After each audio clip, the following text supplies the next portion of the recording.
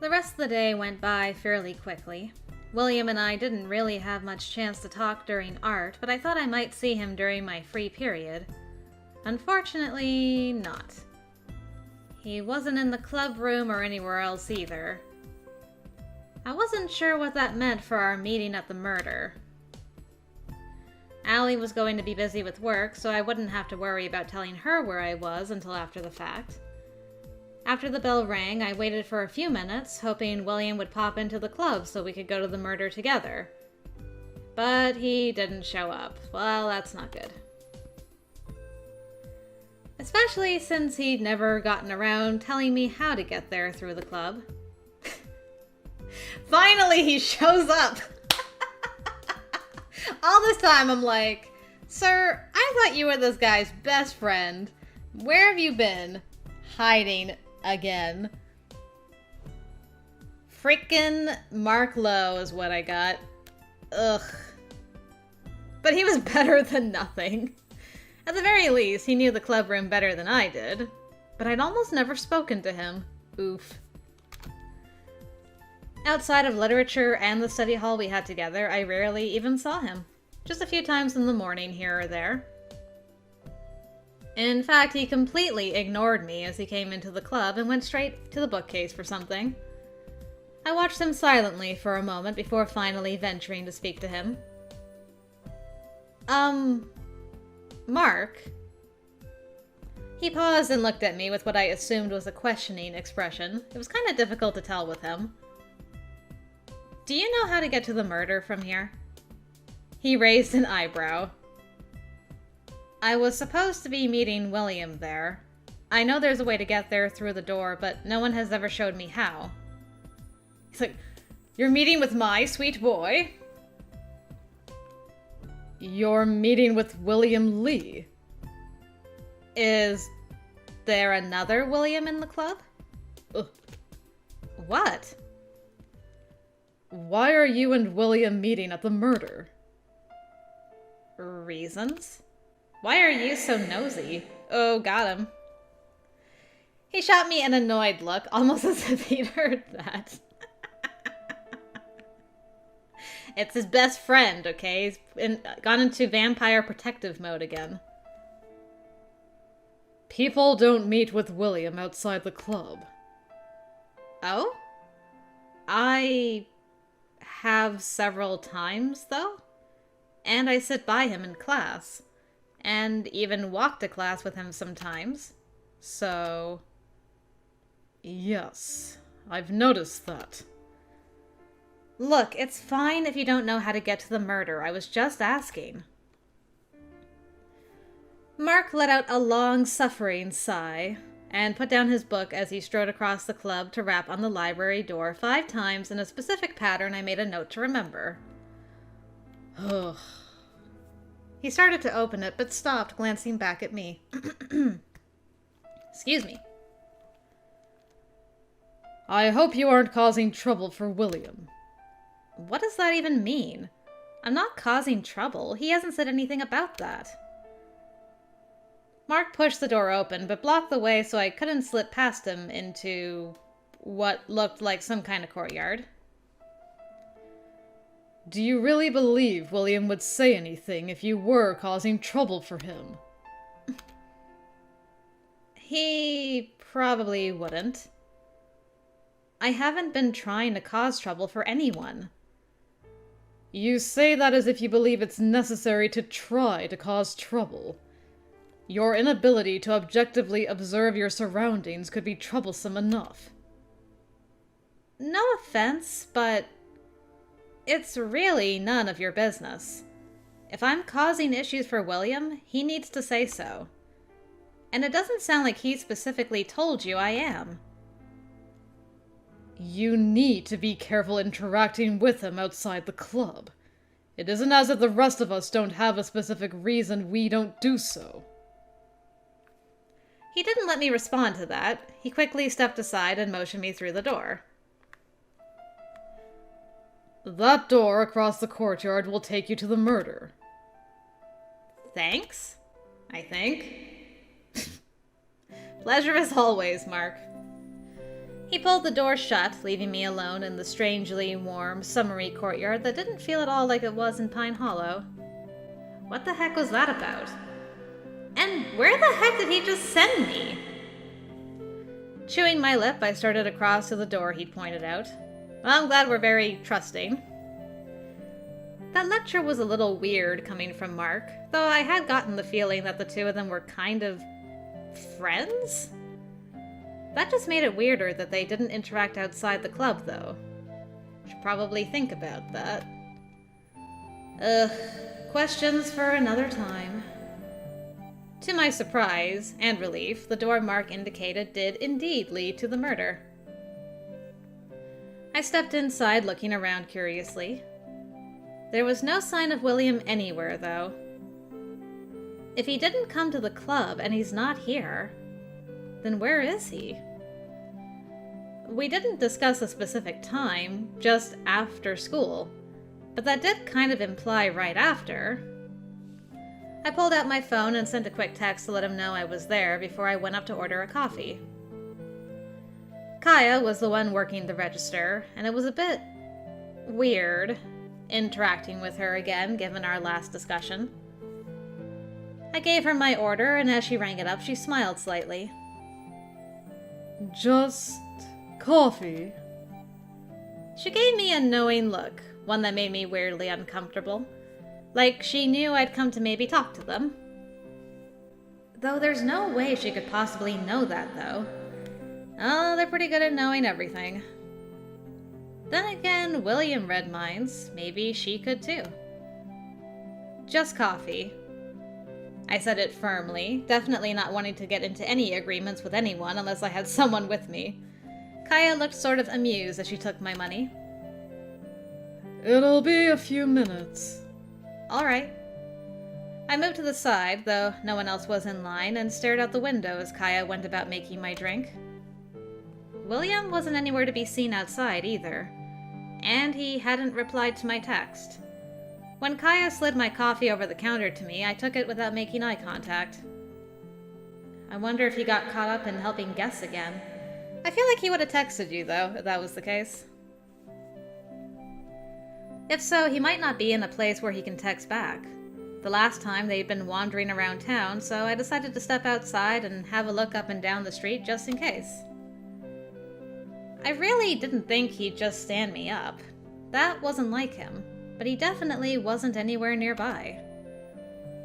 I just needed to find somewhere I could sit and text him again. I wandered toward a bench further down the sidewalk, planning to sit and wait for him there. Should have waited inside, girl.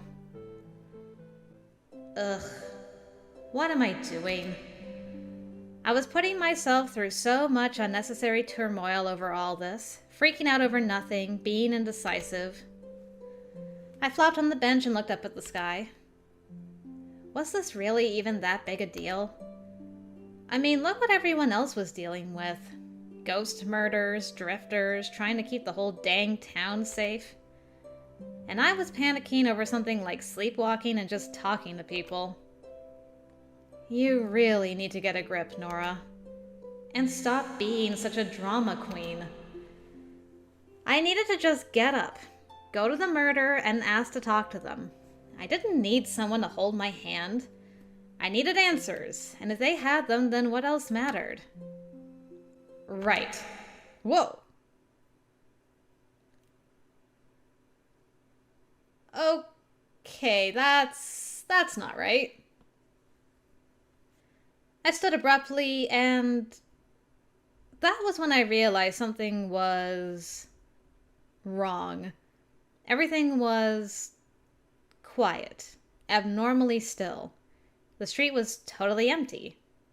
Have I crossed the divide? What the heck?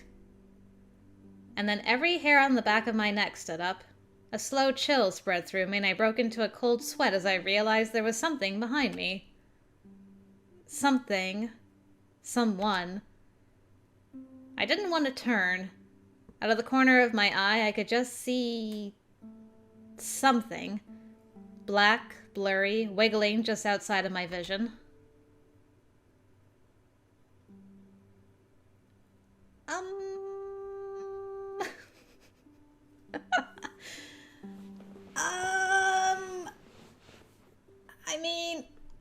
alone, yeah?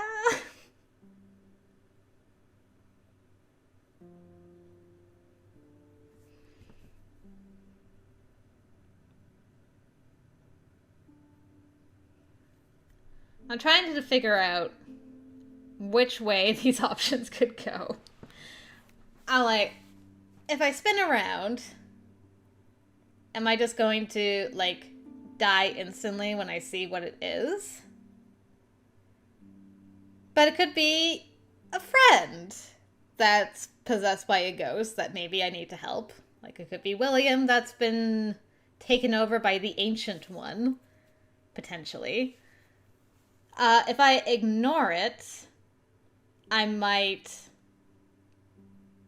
just get captured and never see what got me. Trying to think if William's ever given me any advice on this sort of thing. Not really. He hasn't said one way or another to ignore things or to confront things. I left the thing in the mirror at home.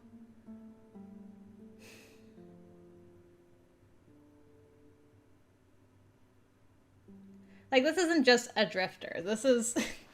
something's wrong. I don't know.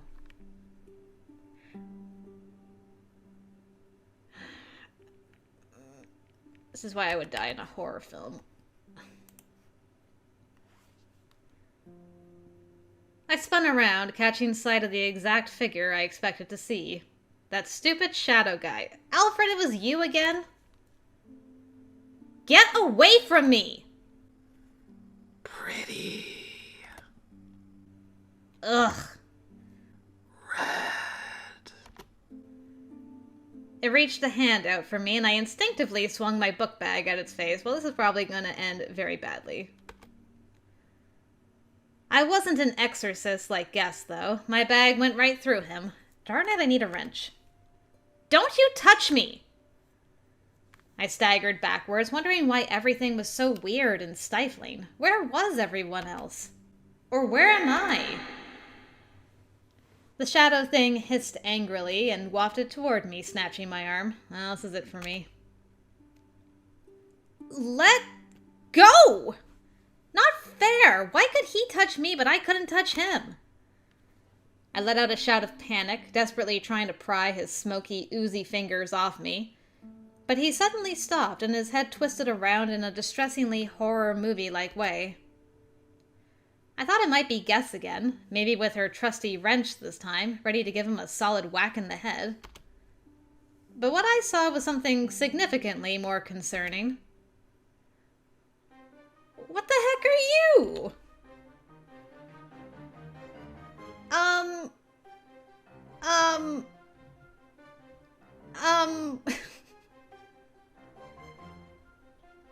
Is dying to Alfred not enough? I gotta have two ghosts come and get me?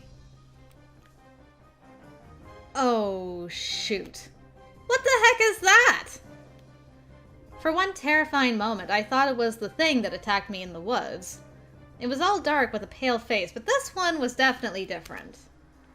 Partially see-through and smoky, just like the thing in the woods, but this one had a strange mask over its face.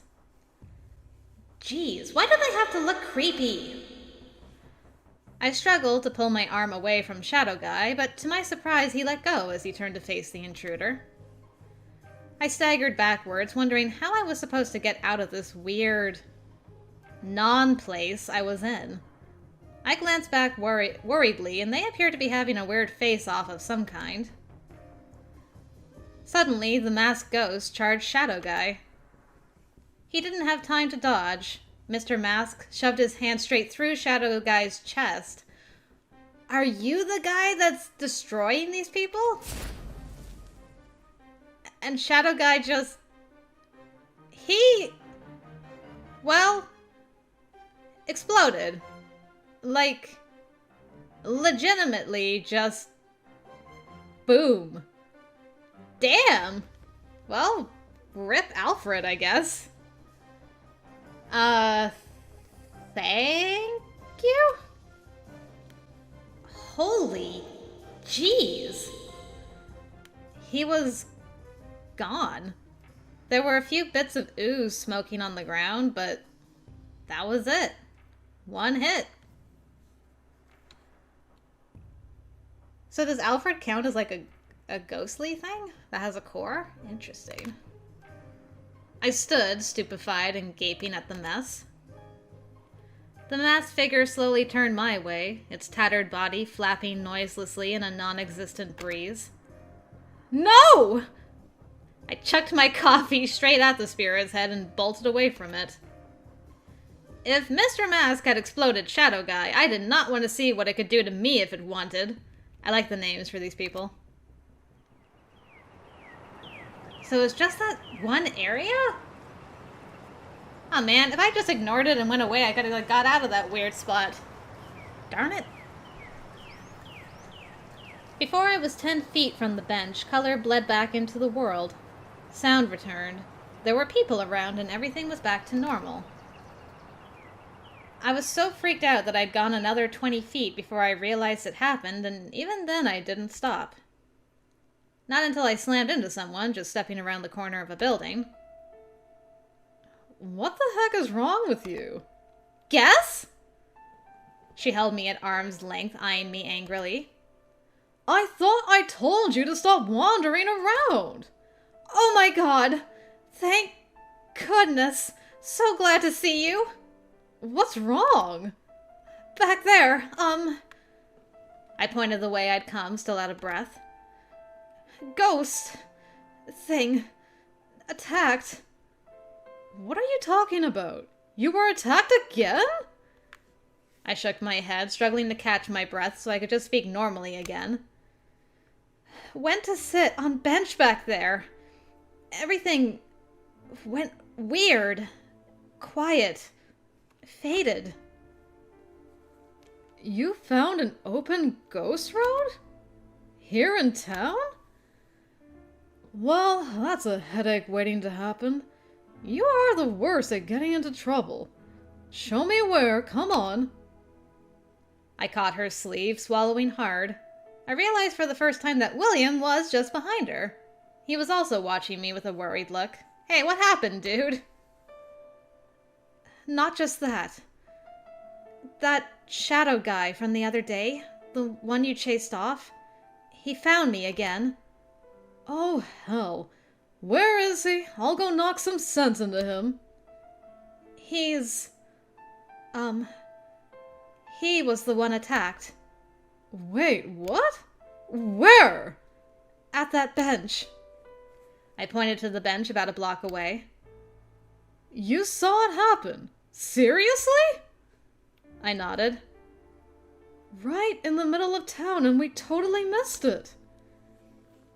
If it wasn't a ghost road, even I can't see them from the outside. Come on, let's see if we can still access it. Do I really need to come with, though? She grabbed my arm and started dragging me down the sidewalk. What's a ghost road exactly? A sort of unplace. A place out of alignment with normal reality. Ghost roads, spirit roads, fairy roads. It's all the same thing.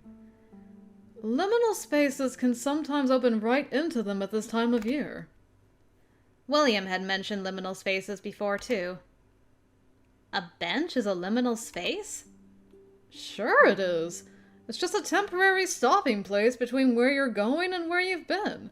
Spirits love spots like that. Note to self, avoid benches for the rest of your life. I was gonna say. We reached the bench, but nothing happened. No muting of reality, no disappearing crowd, and no spirits that I could see. You see anything, Will? He shook his head. It was just here, though. Ghost roads can shift in an instant. That's the only reason people aren't walking into them all the time. You really have to be in exactly the right spot at exactly the right moment. We may never access that one again. She turned to me again. What exactly did you see?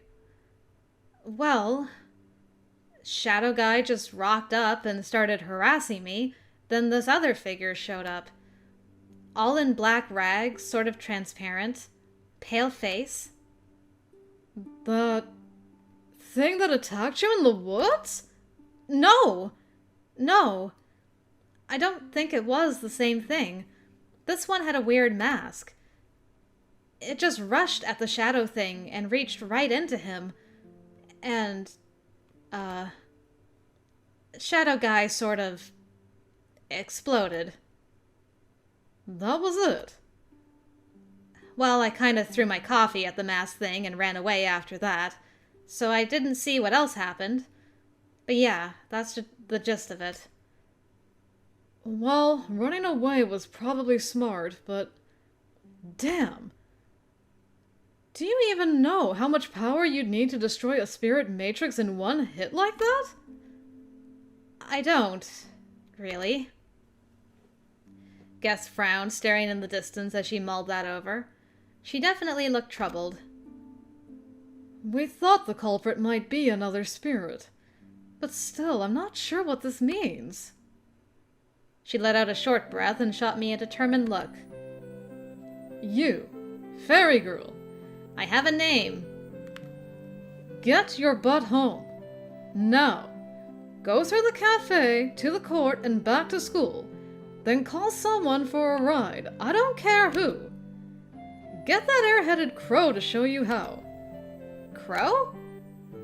You're speaking English, but I have literally no idea what you're talking about. She means Corvin. Ah. If not him, get Merle to do it. Got it. Is everything okay? Well, thanks to you and your knack for getting into trouble, we do have a lead now.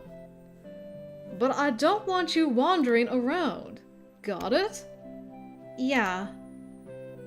William, walk her to the murder, then come back to find me. Oh, okay. She stepped a few feet away and pulled out a phone. Come on.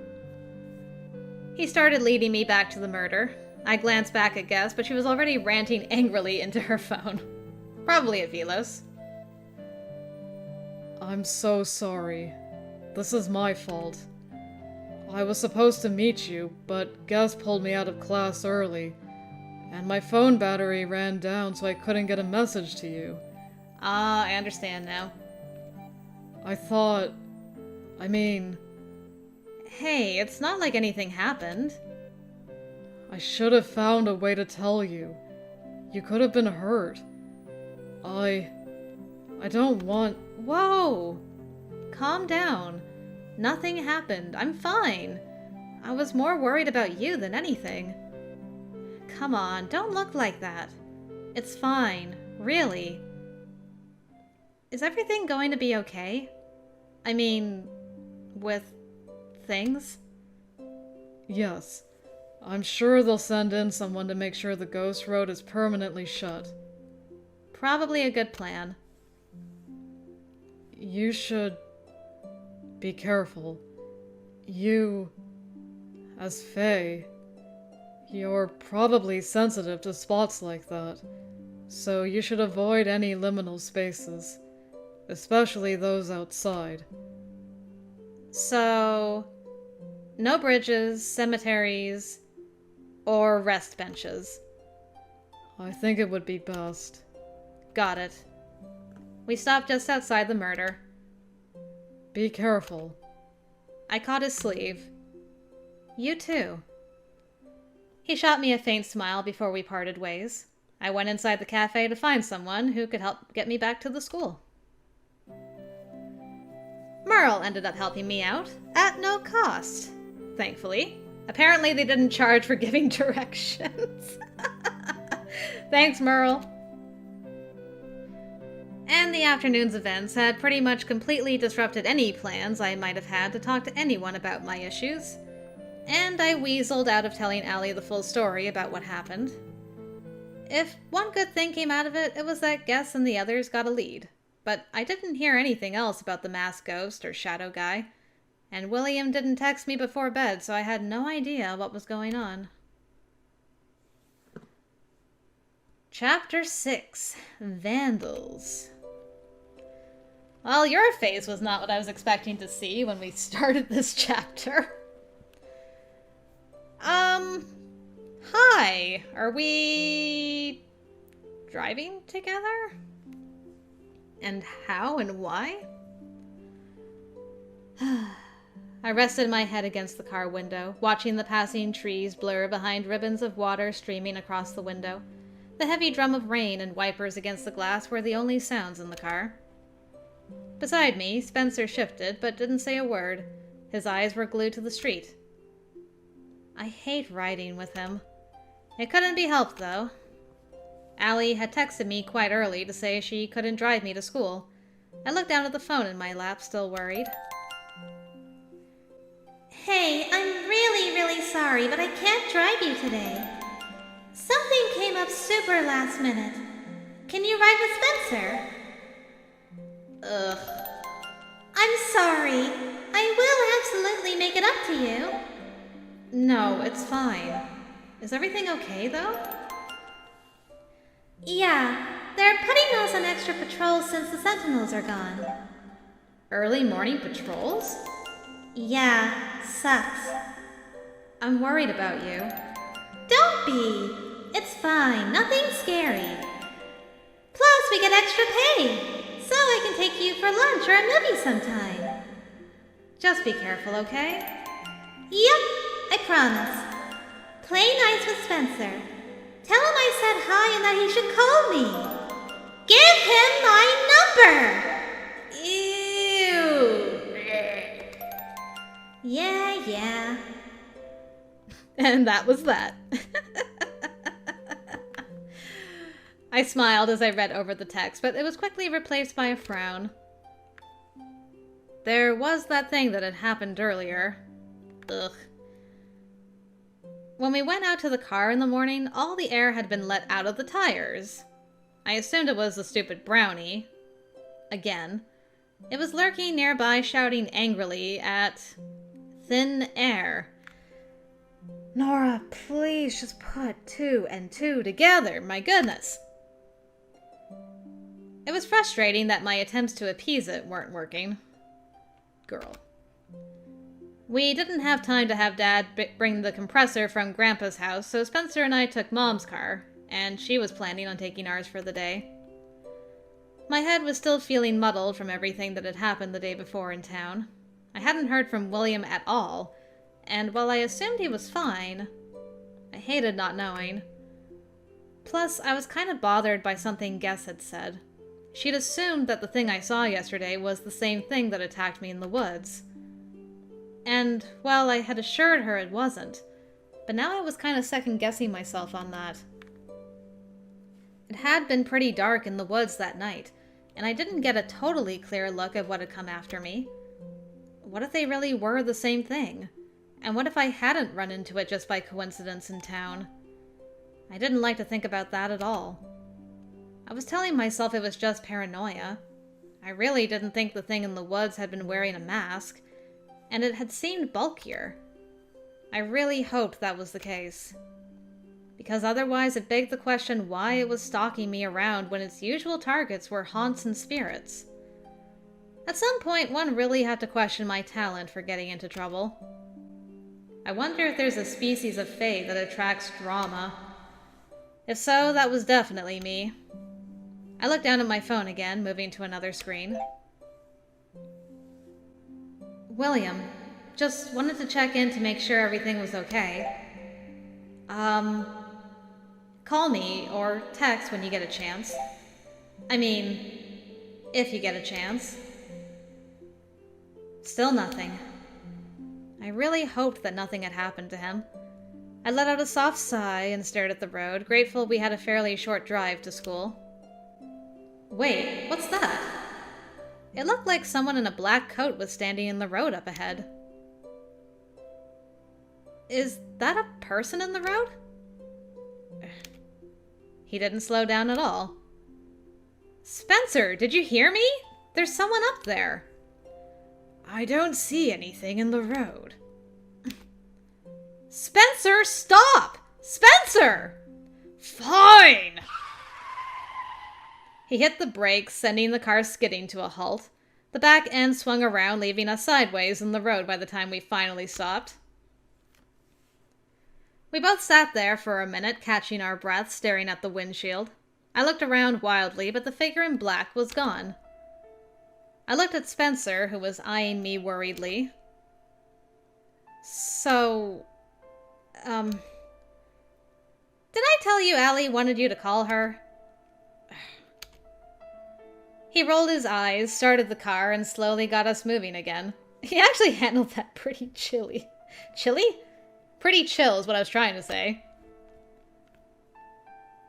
I shouldn't have expected that you take something like that seriously. I'm serious. She really does want you to call her. Not the time for jokes, Nora! Hey, my life just flashed before my eyes. That particular scene stood out to me. What was that about? Yeah, I guess I owed him an explanation. I glanced back again, but the road was empty. There was something there. It's gone now. Something? I know, I look like a crazy person. There was definitely something there. I don't think you're crazy. He said it very quietly. Yeah, that wasn't a word he liked at all. You don't think it was a person? Well, if it was a person, where is it now? If it wasn't a person, what was it? That's what I want to know.